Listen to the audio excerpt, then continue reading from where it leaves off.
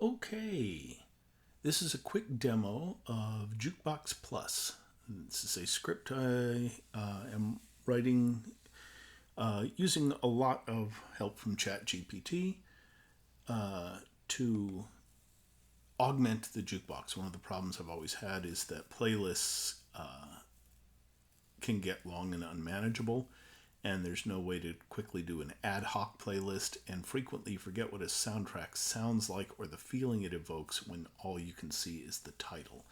So this gives you a more graphical and flexible way to view the tracks that you have installed. Let's issue the base command !JB for jukebox. And this will open Jukebox Plus. Jukebox Plus is based in a handout, and this is an example of an album. Let's first start with playlists. This reads directly from the playlists that you have in your jukebox area. So if I click on music, you can see that I have the tracks from music are listed in here. Slightly different order. I'm still working on that. But I have scenes tracks and environment. I also have albums. Now you notice that some of these that I've already messed with have an album tag. So for instance, Gateway to Hell by Tabletop Audio appears in the Ambiance album. I can click on albums and click on Ambiance, and you can see that Gateway to Hell is in there along with several others. I also have assigned tracks to albums called Battle, Wild, and Townscapes. And you'll notice there are some differences here. Whereas the jukebox just gives you the name and some basic play controls, this gives you the name, a quick description of what the soundtrack or the sound of what the track is supposed to sound like, and an image which can evoke the feeling or remind you which track is which. There are play controls for each of the tracks for play, loop, isolate. In case you are playing stuff you want to stop everything but that particular track, and stop. There's also a stop all audio button here to just stop all playing audio. Those are the basic controls. There's also the ability to add a new album and a refresh, which can fix a lot of cases where Roll20 has gotten confused about what tracks are where. All of this information is stored in a state object that is maintained from game instance to game instance. And you can, let's give an example here. Let's add a track to an album. Let's go to Playlists, Environment, and let's go with Chanting. Now I have already set up chanting. I'm going to add that to the Ambiance playlist. So I have here chanting. I'm going to click Add, and here is a list of the playlists I already have, or albums I already have.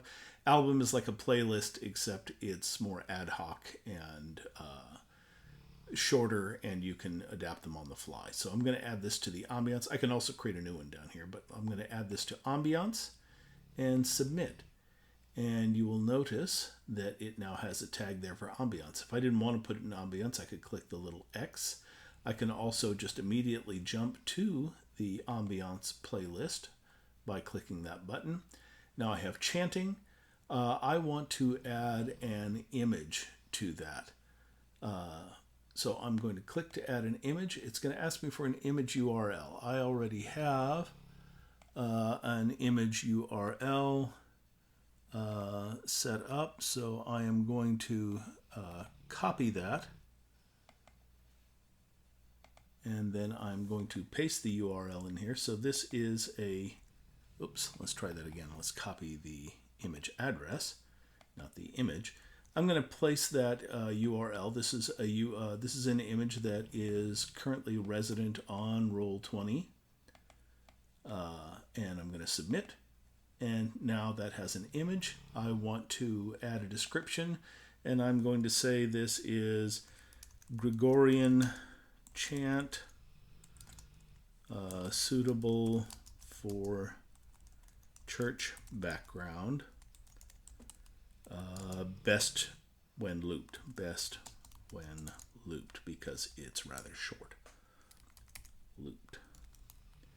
And I submit. And so now I've got chanting, Gregorian chant suitable for church background, best when looped. I can edit that description by pressing the little edit button afterwards, and I can edit the image by clicking on the image to edit that. I'm already in the ambiance, so I can play it.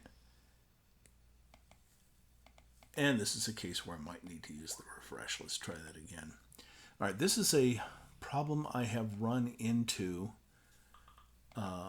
on the Roll20 Jukebox, is that sometimes the API cannot find a track. So let's find chanting, unless it has been played at least once. And I'd like to know how to clear that up, so if anybody watching this can tell me. But if I play chanting and then stop chanting, now if I click play, it will begin playing the chanting.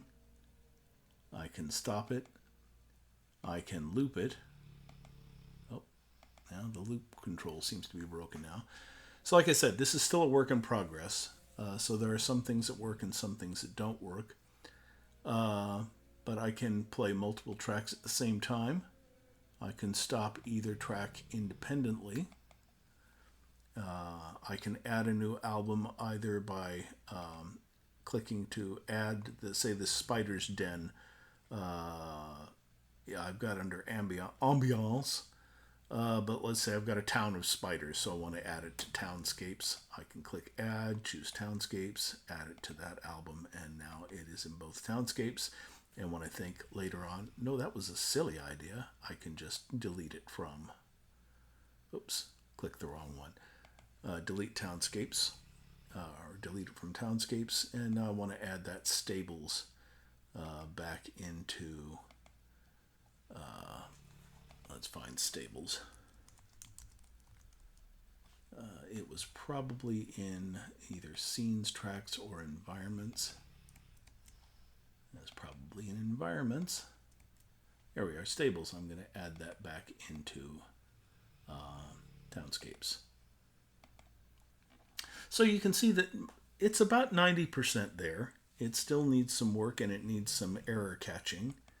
And I'd really like to fix that bug where the API does not recognize a track until it has been played through the GUI at least once. But that's pretty much where this stands.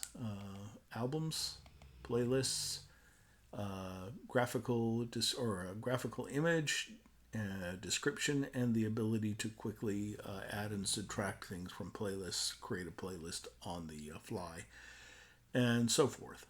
So there are a few more things I need to work on, but that's pretty much where it stands right now.